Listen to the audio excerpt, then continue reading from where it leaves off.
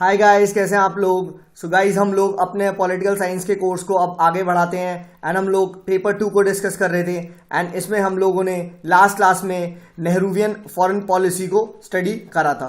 ठीक है, फिर हमने नेहरूवियन फॉरेन पॉलिसी के बाद अब आज हम लोग इंदिरा गांधी जी की फॉरेन पॉलिसी को स्टडी करेंगे।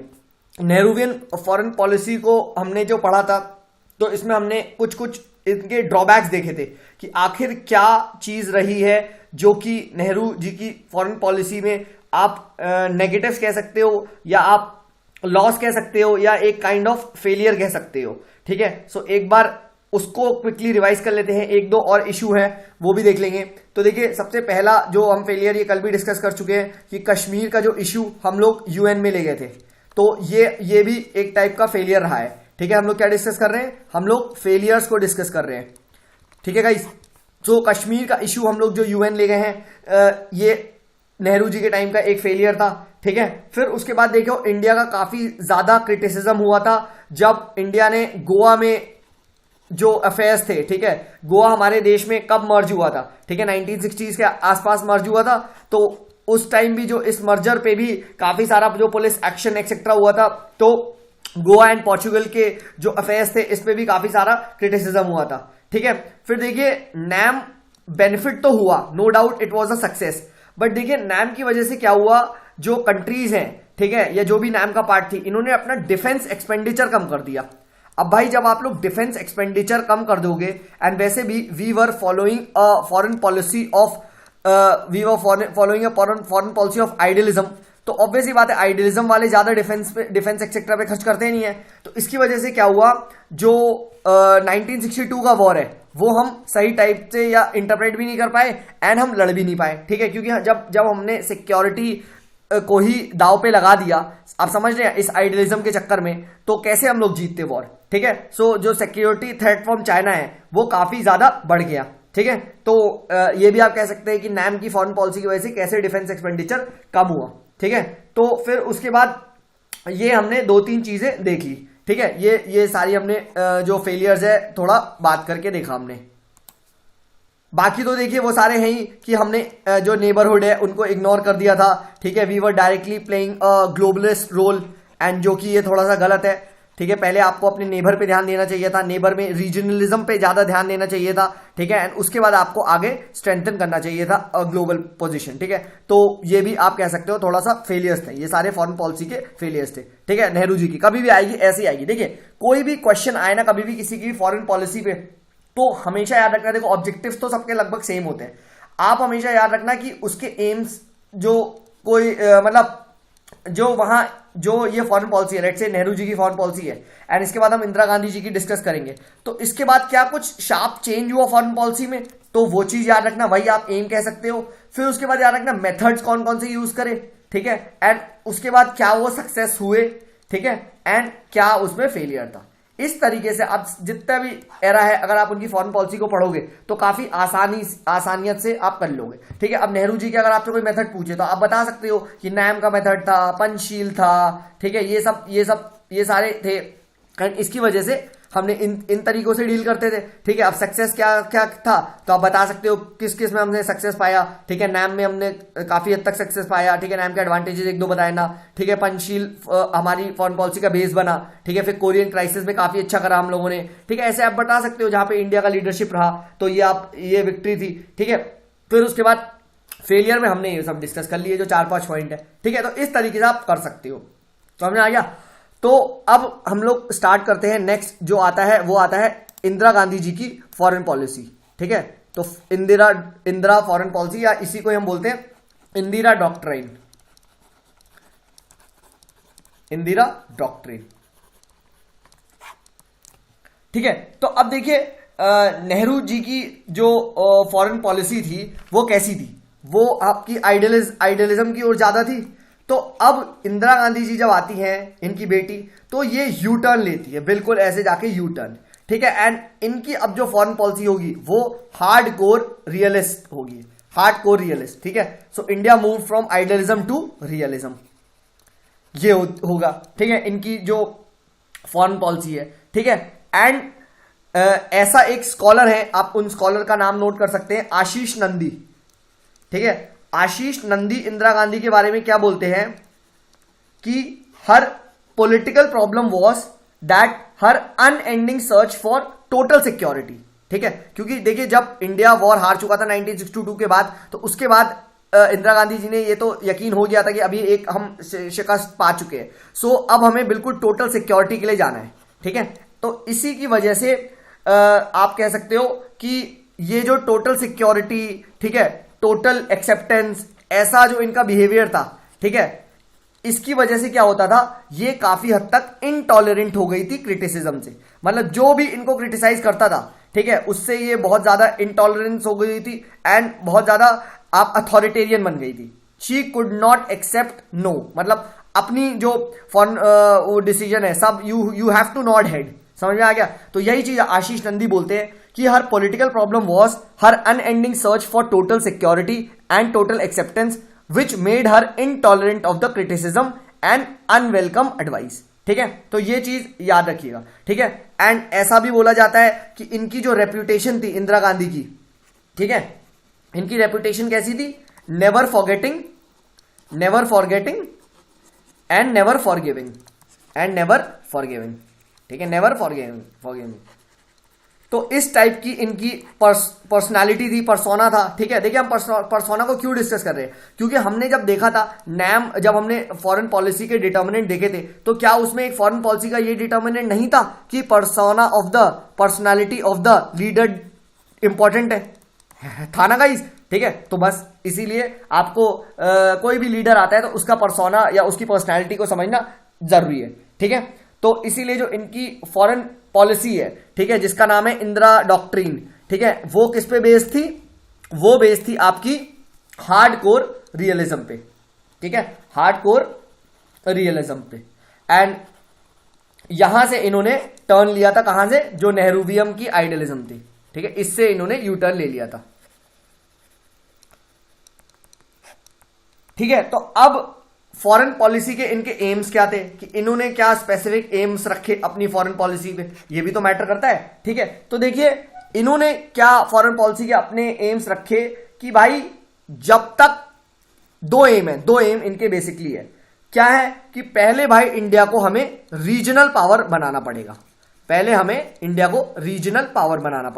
एंड रीजनल पावर मतलब साउथ एशियन में सुपरमेसी होनी चाहिए इंडिया की, साउथ एशियन में।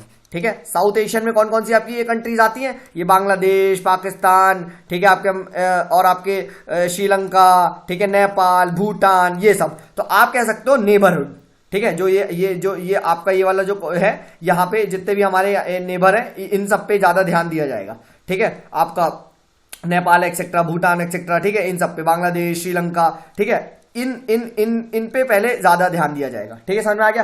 तो यहां पे जो ग्लोबलिस्ट अप्रोच है, ठीक है, इंदिरा गांधी ने ग्लोबलिस्ट अप्रोच से क्या करा, अब रीजनलिस्ट अप्रोच रख दी। ठीक है, ये सारे देखिए वर्ड्स आपके आंसर में होने ही चाहिए। ठीक है, ये सारे वर्ड्स आपके आंसर में होने ही चाहिए। तो इनका क्या मानना था, इनका ये मानना था कि अंटिल अनलेस इंडिया बिकम्स क्या रीजनल पावर ऑफ साउथ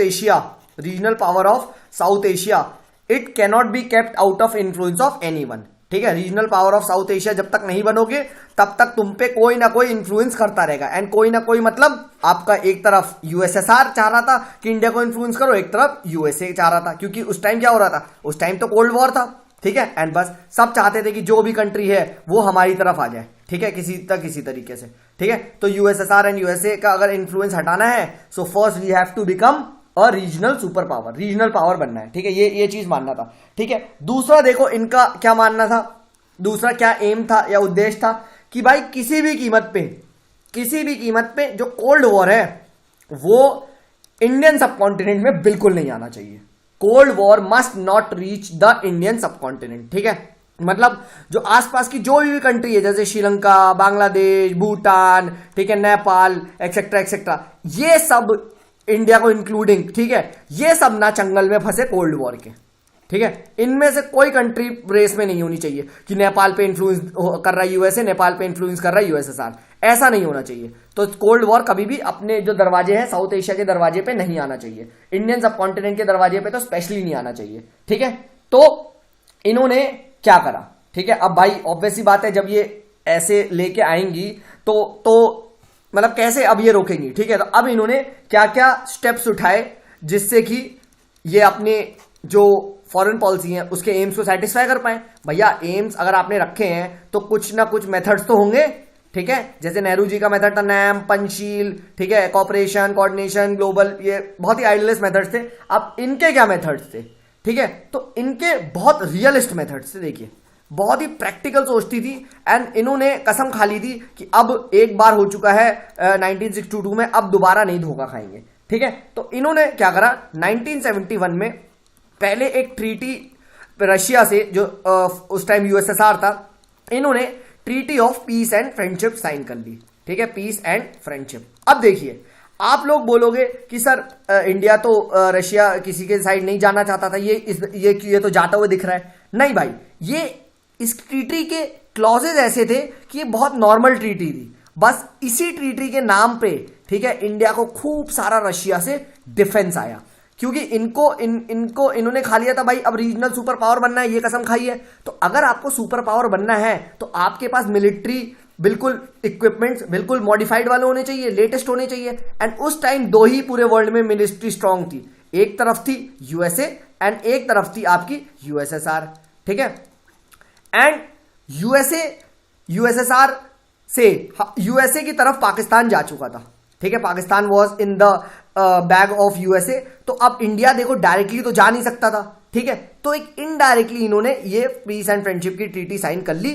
ठीक है, एंड यूएसएसआर तो चाहता था कि भाई कोई भी कंट्री हमारी तरफ आएगी किसी भी तरीके से ट्रीटी खाओ, कुछ खाओ, बस आ जाओ हमारे चंगुल में। ठीक है, तो बस हमारा इन्फ्लुएंस आ जाए आप पे। तो बस treaty of peace and friendship जैसी साइन करी, इसके में क्या हुआ, इसके में जो अपने इंडिया में यूएसएसआर ने काफी सारा मिलिट्री इंपोर्ट्स आपका कर दिया। ठीक है, तो मिलिट्री मॉडर्नाइज होना स्टार्ट हो गई। और अभी तक नेहरू जी ने क्या करा था, नैम के चक्कर में डिफेंस का एक्सपेंडिचर कम कर दिया था, इंदिरा गांधी ने उस चीज को बढ़ा दिया।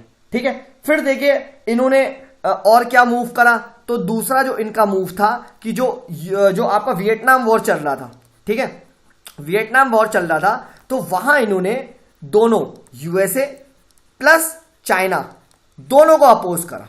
ठीक है, आप देख रहे हो, तो एक टाइप का इन्होंने बैलेंस भी मेंटेन करा है, क्योंकि यूएसए है अपना कैपिटलिस्ट एंड चाइना कौन सा था, चाइना हैड बिकम कम्युनिस्ट। तो आप देख रहे हो, तो एक और इन्होंने मस्त डिप्लोमेटिक गेम खेला कि दोनों को इन्होंने अपोज करा। ठीक है, दोनों को अपोज करा। फिर जो इन्होंने क्या करा, तीसरा जो इनका स्टेप क्या था, तीसरा स्टेप देखो, इन्होंने जो अपनी नेबरहुड है इस पे बहुत ध्यान दिया, नेबरहुड पे बहुत ध्यान दिया।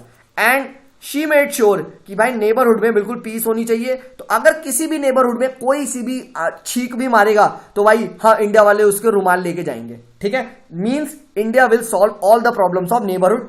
USA and USSR you are not required, please भाई, ये हमारा मैटर है, आपको कोई भी इसमें कहते हैं ना वकील बनने की जरूरत नहीं है। तो इसीलिए जैसे ही श्रीलंका में तमिलियन जो आपका एलटीटी का आया था, मूवमेंट हुआ था, ठीक है, वहां पे इंडिया ने इंटरफियर किया। ठीक है, तो आप लिख सकते हैं श्रीलंकन क्राइसिस, श्रीलंकन जो एलटीटी है, एलटीटी आप लिख दोगे तो समझ जाएगा एग्जामिनर आप क्या बोलना चाह रहे हो। ठीक है, ये हम जब श्रीलंका पढ़ेंगे तब पढ़ेंगे। ठीक है, तमिलियंस का इसमें आपका इंटरफेयर किया। ठीक है, एलटीटी मूवमेंट में पार्टिसिपेट किया। ठीक है, फिर उसके बाद देखो इन्होंने चौथा क्या इंपॉर्टेंट स्टेप करा कि इन्होंने जब रशिया ने अफगानिस्तान में इन्वेजन कर दिया था तो उसका इन्होंने सपोर्ट करा।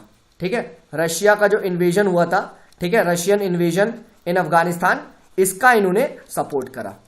ठीक है, इसका इन्होंने सपोर्ट करा। ठीक है, फिर उसके बाद क्या करा इन्होंने कि पाकिस्तान से तो ये समझ गए थे कि भाई पाकिस्तान तो नेगेटिव है ही, तो इन्होंने क्या करा कि अपनी जो फॉरेन पॉलिसी है उसमें प्रो अरब रखा, प्रो अरब। ठीक है, वो इसलिए ताकि जो ये प्रो अरब नेशंस हैं इनका साथ लेके हम पाकिस्तान को आइसोलेट कर सकें। ठीक है, पाकिस्तान को आइसोलेट कर सकें। ठीक है, यानी इनकी फॉरेन पॉलिसी कैसी हो गई, प्रो अरब, कंसोलिडेटेड प्रो अरब। ठीक है, अरब को इन्होंने अरब वर्ल्ड को कॉन्फिडेंस में लेने की कोशिश करी। ठीक है, ये चीज ध्यान रखिए। ठीक है, ये तो इन्होंने एक्सटर्नल मूव करे। अब बात करते हैं इन्होंने इंटरनली क्या मूव करा। इंटरनली भी तो आपने कुछ किया होगा। ठीक है, तो इंटरनली इन्होंने क्या ध्यान दिया आपका, इन्होंने हर फ्रंट पे कोशिश करी कि हमारे पास पावर आए। ठीक है, तो इन्होंने आपका इकोनॉमिक टर्म पे क्या करा बताओ भाई। इकोनॉमिक टर्म्स में आपका ग्रीन रेवोल्यूशन। ठीक है, तो ग्रीन रेवोल्यूशन से इन्होंने हमारे देश की फूड क्राइसिस को सॉल्व किया। ठीक है, पहले हम लोग जो वीट पे PL 480 इस पे डिपेंडेंट थे यूएसए के फूड इंपोर्ट पे, हम लोग क्या बन गए, एक फूड एक्सपोर्टर बन गए फूड इंपोर्टर से। ठीक है, फिर उसके बाद इन्होंने क्या करा, मिलिट्री पे बहुत फोकस करा। ठीक है, मिलिट्री को मॉडर्नाइज करने की बहुत कोशिश करी। जो treaty of peace and friendship है उसके थ्रू काफी डिफेंस इंडिया ने USSR से लिए। ठीक है, without being a part of any official ally. ठीक है, तो डिप्लोमेटिक बहुत अच्छी है। ठीक है, that is why she is known as the iron lady, अभी हम आगे देखेंगे। फिर इन्होंने मॉडर्नाइजेशन ऑफ मिलिट्री पे बहुत ध्यान दिया, जिसमें ज्यादा किसका रोल था, ग्रेटर रोल ऑफ USSR। ठीक है, तो एक बात याद रखना, जब हम इंडिया रशिया के रिलेशन में पढ़ेंगे तो यही चीज आपको दोबारा लिखनी है। ठीक है, क्यों, क्योंकि USSR की जो पीस एंड फ्रेंडशिप ट्रीटी थी उसके थ्रू हमारी मिलिट्री मॉडर्नाइज फर्स्ट टाइम हुई थी। ठीक है, उसमें काफी रोल था। ठीक है, उसके बाद हमारे USA से टाइज इंप्रूव हुए, इसराइल से हुए, तो हम लोगों ने अपने जो डिफेंस एक्सपोर्ट है फ्रांस वांस उनसे लिया। बट फर्स्ट टाइम जो मिलिट्री मॉडर्नाइजेशन था वो स्टार्ट हो रहा था USSR से। ठीक है, फिर इन्होंने टेक्नोलॉजी डेवलपमेंट पे भी बहुत ज्यादा ध्यान दिया। ठीक है, टेक्नोलॉजी उस टाइम के हिसाब से शी बिलीव्ड कि we cannot be out of this technological development. ठीक है, तो इनका क्या मानना था, ये लाइन आप लोगों ने ऑफन कोट भी करी होगी एससे के लिए, कि Indira Gandhi believe that poor country, ठीक है, पुअर कंट्री, ठीक है, कैनॉट बिकम स्ट्रॉन्ग कंट्री। ठीक है, मतलब आप अगर गरीब हो तो आप फिर जो लीडिंग रोल हो, ठीक है, वो उसमें आप लीडर नहीं बन सकते। ठीक है, ये चीज याद रखना। तो पहले पॉवर्टी को आपको एड्रेस करना ही पड़ेगा। एंड इसीलिए जो 1972 की स्टॉकहोम की में जो कॉन्फ्रेंस हुई थी एनवायरमेंट पे, ठीक है, वहां इंदिरा गांधी ने क्या बोला कि who is the biggest polluter, poverty is the biggest polluter. ये भी इन्होंने वहां बोला, पॉवर्टी इज बिगेस्ट पॉल्यूटर। ठीक है, इसीलिए उन्होंने रिक्वेस्ट करी कि भाई जो डेवलप्ड कंट्रीज हैं उनको, जो डेवलपिंग कंट्रीज हैं, अंडर डेवलप कंट्रीज हैं, उनको क्या करें, उनको आप टेक्नोलॉजी ट्रांसफर करो। डेवलप कंट्रीज टू डेवलपिंग, आप लोग को टेक्नोलॉजी मिलनी चाहिए। क्यों, क्योंकि जब टेक्नोलॉजी मिलेगी तो हम लोग पुअर से राइज करेंगे एंड इसकी वजह से जो पॉल्यूशन है वो कम हो जाएगा। ठीक है, so poverty is the biggest polluter, ये इनका स्टेटमेंट था। ठीक है, develop country must transfer technology to poor nations to remove poverty. ठीक है, which is the main cause of pollution. ठीक है, तो ये इनका बोलना था। फिर उसके बाद इनका एक और जो बहुत बड़ा विन भी कह सकते हैं, बाद में हम देखेंगे कि ये कुछ लोग नेगेटिव कहते हैं, कुछ लोग पॉजिटिव कहते हैं, बट ये काफी अच्छा डिसीजन था। इन्होंने ऐसी सिचुएशन क्रिएट करी, ठीक है, जिसकी वजह से क्या हुआ, बांग्लादेश क्या हुआ, वॉर हो गया। एंड फॉर्मेशन ऑफ बांग्लादेश में बहुत इंपॉर्टेंट रोल था इंडिया का। ठीक है, एंड लड़ाई भी हुई। ठीक है, होस्टाइल नेबर हमारा फ्रेंड भी कन्वर्ट हो गया। ठीक है, एंड कोई ना चाइना ने अटैक करा, ना पाकिस्तान ने अटैक करा, ना हम पे USA ने अटैक करा, कुछ नहीं हुआ। सो साइलेंटली ये सब हो गया, मतलब समझो। सो बांग्लादेश लिबरेशन वॉर में आप ये कह सकते हो, ऐसे लिखना आपकी played a great role in Bangladesh liberation war. So India's role in Bangladesh liberation war. ठीक है, सो इनका इसमें भी बहुत रोल था। ठीक है, आप एक्सप्लेन मत करना गाइस, क्योंकि ना आप पे स्पेस होगा ना आप पे वहां पे टाइम होगा। ठीक है, समझ में आ गया। तो इन्होंने काफी अच्छी यहां पे ये डिप्लोमेटिक पावर दिखाई। ठीक है, इसको आप लिखोगे डिप्लोमेटिक पावर। ठीक है, काफी अच्छी डिप्लोमेटिक पावर शो करी उसके बाद। ठीक है, बांग्लादेश लिबरेशन वॉर के बाद, एंड कोई इंडिया आराम से बच भी गया। ठीक है, फिर इसके बाद क्या हुआ, जो बांग्लादेश जो हमारा जैसी फ्रेंड हुआ, तो इसकी वजह से क्या हुआ, काफी हद तक स्टेबिलिटी आई नॉर्थ ईस्ट में। ठीक है, क्योंकि अभी तक क्या था, अभी तक जो हमारा इंडिया है यहां पे भी हॉस्टाइल नेबर एंड इधर भी हॉस्टाइल नेबर था। ठीक है, अब एटलीस्ट ये क्या हो गया, एक फ्रेंड तो बन गया, समझे। तो जो हमारा नॉर्थ ईस्ट है ये काफी हद तक आपका पीसफुल हो गया। ठीक है, और इमेजिन करो अगर यहां पाकिस्तान होता तो इधर से भी दिक्कत भाई, इधर से भी दिक्कत, एंड चाइना भी दिक्कत, कितनी ज्यादा दिक्कत होती इंडिया के लिए। एंड गाइज यस, एक आप स्टेटमेंट याद रखना, जो अटल बिहारी वाजपेयी जी का दिया हुआ था, यह आप कभी भी यूज कर सकते हो, क्या, कि you can choose your friends, you can choose your friends, but you can't choose your neighbors, ठीक है, ये आप, हालांकि मैं जब नेबरहुड फर्स्ट पढ़ा था आपको बाद में तो आपको बताता, बट ये याद रखना नेबरहुड आप चूज नहीं कर सकते। ठीक है, ये इनका स्टेटमेंट था। तो इसीलिए हमें कोशिश करनी है कि जितना भी नेबरहुड हो वो हमारे मैक्सिमम से मैक्सिमम दोस्त हो। ठीक है, ये चीज हमें बना के रखनी है। ठीक है गाइस, तो ये आ गया आपको। फिर उसके बाद एक और जो इनका सक्सेस था, ठीक है, 1974 में इंडिया ने क्या करा था बताओ भाई। 1974 में इंडिया ने अपना पहला न्यूक्लियर एक्सप्लोजन लिखा, न्यूक्लियर एक्सप्लोजन, तो ये भी आप कह सकते हो। ठीक है,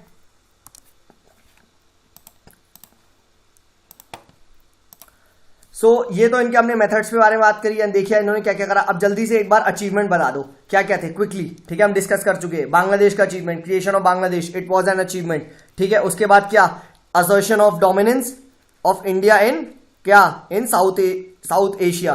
ठीक है, साउथ एशिया में काफी ज्यादा इंडिया डोमिनेंट हो गया एंड एक लीडर इमर्ज होके आया। ठीक है, फिर उसके बाद क्या हुआ, जो पाकिस्तान से रिलेशन भी काफी हद तक नॉर्मलाइज हो गए थे। ठीक है, क्यों, क्योंकि शिमला अग्रीमेंट हुआ था, शिमला अग्रीमेंट। फिर उसके बाद क्या करा उन्होंने, और भी जितनी नेबरहुड कंट्रीज हैं उनके साथ भी रिलेशनशिप को नॉर्मलाइज करने की कोशिश करी। तो वही नेबरहुड में काफी अच्छी जो नेहरू जी ने इग्नोर कर दिया था, इन्होंने काफी हद तक कोशिश करी कि हमारे वापस नेबरहुड से रिलेशनशिप स्टैब्लिश हो सके। ठीक है, फॉर एग्जाम्पल इसका आप दे सकते हो कि हमारा एक सी जोन पैक्ट हो गया था, सी जोन पैक्ट विथ किसके साथ, Sri Lanka and Indonesia, Bangladesh etcetera, इन सब के साथ हमने सी में जो मैरिटाइम इश्यूज हैं, ठीक है, इनके साथ सी जोन पैक्ट हमने साइन किया था। ठीक है, फिर उसके बाद ईरान के साथ हमारी जो कन्वर्सेशन है वो ओपन हो गई। ठीक है, तो ओपनिंग कन्वर्सेशन विथ, ठीक है, ईरान एंड इनको हमने काफी अच्छा दोस्त बनाया। ठीक है, क्योंकि याद है, क्योंकि अरब को ये कंसोलिडेट करना चाह रहे थे जितने भी वेस्ट एशिया के हैं, तो ईरान से हमारी काफी अच्छी दोस्त हो गई थी और हमारा फ्रेंड भी बन गया था। ठीक है, फिर उसके बाद इंपॉर्टेंट एक और, सिक्किम मर्ज हो गया था इंडिया में। ठीक है, सिक्किम मर्ज हुआ था। ठीक है, फिर और लास्ट हम डिस्कस कर चुके क्या, nuclear explosion, nuclear explosion. And इसके बाद वो आप इकोनॉमिक और वो सब मिलिट्री मॉडर्नाइजेशन वो सब इंक्लूडेड है, वो सब आप लिखोगे। ठीक है, तो इसीलिए ये हमने देख लिया इनके क्या पॉजिटिव्स को भी स्टडी कर लिया। अब भाई नेगेटिव्स पे भी बात कर ले रहे हैं कि आखिर जो इनकी फॉरेन पॉलिसी है वो किस चीज में नेगेटिव थी। ठीक है, इंट्रा डॉक्ट्रिन में दिक्कत क्या थी। ठीक है, तो इन्होंने क्या करा, देखो इन्होंने भी एज यूजुअल कुछ ना कुछ तो इग्नोर करेंगी, तो इन्होंने इग्नोर किया साउथ ईस्ट एशिया को। ठीक है, साउथ एशिया पे तो ध्यान दिया, बट ये आपकी एशियन कंट्री इन सबको पे बहुत ज्यादा ध्यान नहीं दिया। ठीक है, जापान को काफी इग्नोर किया। ठीक है, लैटिन अमेरिका, ये सब तो सीन में ही नहीं थे इंडिया के। ठीक है, लैटिन अमेरिका को भी इग्नोर किया। ठीक है, फिर उसके बाद इन्होंने क्या करा कि इन्होंने रिकग्नाइज कर लिया था न्यू कंपचुयन, ये राइम को इन्होंने रिकग्नाइज किया था। एंड इनके जो लीडिंग कौन कर रहे थे, आपकी हेंग सैमरन। ठीक है, एंड इसकी वजह जब जैसे इंडिया ने इस न्यू कंपचुरियन राइम को रिकग्नाइज करा, जो कि इट वाज लेड बाय हेंग सैमरन, तो इसकी वजह से चाइना एंटेगनाइज हो गया था, चाइना गॉट एंटेगनाइज। ठीक है, ये चीज ध्यान रखिएगा।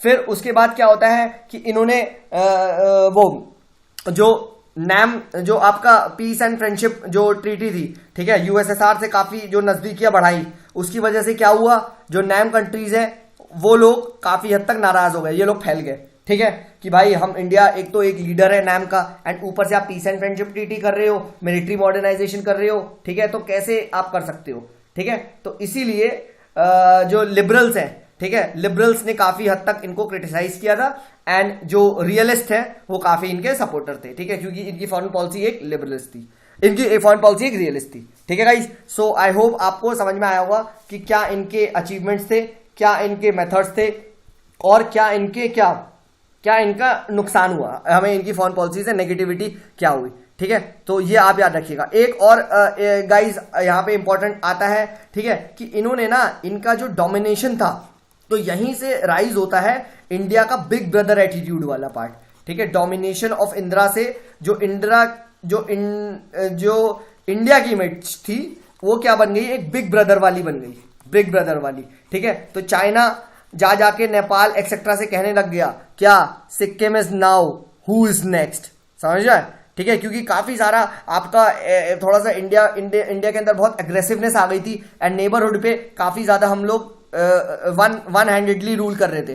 ठीक है, इसीलिए हम देखेंगे जब आगे गुजरात डॉक्ट्रिन ये सब आएगा तो वो क्या ट्राई करेगा कि वो जो इंदिरा गांधी जी ने कुछ ज्यादा ही नेबरहुड पे अपनी तानाशाही कर दी थी, ज्यादा ही डरा दिया था, तो हम जो गुजरात डॉक्ट्रिन के थ्रू आगे देखेंगे कि इस चीज को हम लोग थोड़ा सा रेक्टिफाई, थोड़ा सा पैसिफाई करने की कोशिश करेंगे थ्रू गुजरात डॉक्ट्रिन। यहाँ पे वन साइडेड हेल्प दी जाएगी, कुछ वापस नहीं लिया जाएगा। ठीक है, सो इसीलिए ये चीज याद रखिएगा कि इंडिया का जो इमेज है वो बिग ब्रदर वाली हो गई थी एक टाइप की। ठीक है, एंड ये नहीं हम चाहते। ठीक है, तो काफी सारा डर फैल गया था कि इंडिया का कि कहीं बांग्लादेश बनवा दिया है। ठीक है, कहीं ये और भी तो कुछ नहीं कर सकते, क्या पता श्रीलंका में कुछ हो जाए, क्या पता नेपाल को ब्रेक कर दे। ठीक है, तो आप समझ रहे हैं, तो इसीलिए ये थोड़ा सा आपका वो नेगेटिव सी इमेज आ गई थी। बिग ब्रदर की जो बिग ब्रदर एटीट्यूड है इंडिया का वो यहां से रिफ्लेक्ट करता है। ठीक है guys, so I hope guys आप लोग रिलेट कर पाए होंगे। ठीक है, अब जो क्या आता है नेक्स्ट जो हम लोग डिस्कस करेंगे कि जो नेक्स्ट अब इंडिया की फॉरेन पॉलिसी को डिस्कस करेंगे वो थर्ड फेज में हम लोग डिस्कस करेंगे जो आएगा आपका पोस्ट कोल्ड वॉर तक।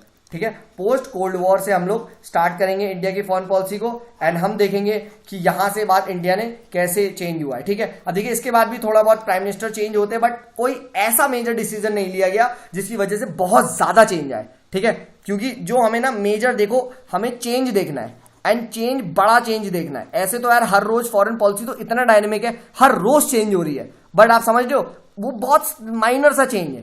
ठीक है, तो इस माइनर चेंज को नहीं देखना, जब कुछ बड़ा इवेंट होता है तब हमें देखना है। ठीक है, कि अब जो जैसे पोस्ट कोल्ड वॉर के बाद इंडिया 1998 में क्या बन गया, एक न्यूक्लियर स्टेट बन गया, तो यहां से काफी सारी चीजें चेंज हुई, गुजरात डॉक्ट्रिन आया। ठीक है, उससे जो इस इमेज को हमने यू टर्न लिया। ठीक है, तो जहां अगर हल्की फुल्की रोड है तो चलता है, बट अगर कुछ बड़ा टर्न हो रहा है, इस बड़े टर्न को स्टडी करना हमें क्या हमें इंपॉर्टेंट है। ठीक है, वो कहते हैं ना सावधान आगे मोड़ है, तो इस मोड़ को हमें स्टडी करना जरूरी है। ठीक है guys, so I hope guys आपको इंदिरा गांधी जी की फॉरेन पॉलिसी समझ में आई होगी। इसी टाइप से ही लिखना आंसर में एंड कोशिश करना कि आप शॉर्ट आंसर में जल्दी से जल्दी रैप अप कर दो। तो नेक्स्ट क्लास में जब हम लोग स्टार्ट करेंगे वो हम स्टार्ट करेंगे पोस्ट कोल्ड वॉर में इंडिया की फॉरेन पॉलिसी एंड कल हम लोग इस पार्ट को भी खत्म कर देंगे। So thank you for watching this guys. अगर आप लोग को नोट्स चाहिए तो मैं फिर बताना चाहूंगा, टेलीग्राम पे जाएं @the PSIR क्लब, इस पे आपको मिल जाएंगे नोट्स। ठीक है, हैंड रिटन फॉर्मेट में टेलीग्राम पे। ठीक है, till then guys do take good care of yourselves. This is me Sumit signing off, bye bye.